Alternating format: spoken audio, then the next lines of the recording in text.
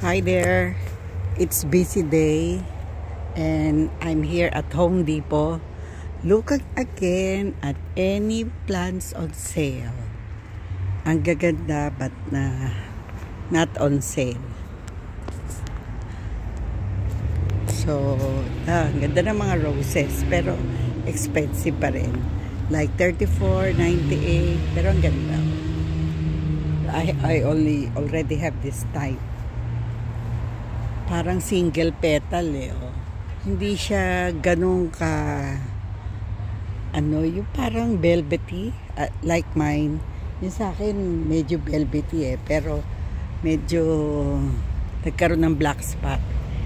Eto. So nagtitingin ako dito ng mga iba pang plants na wala ako para madagdagan yung collection kasi yung iba hindi sila nagso-survive. So sa init ng araw.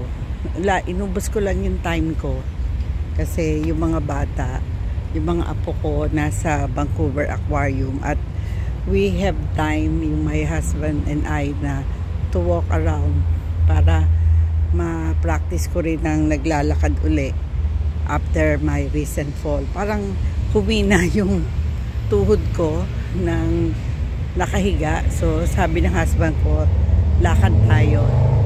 This is another kind of, what's this? Juniper.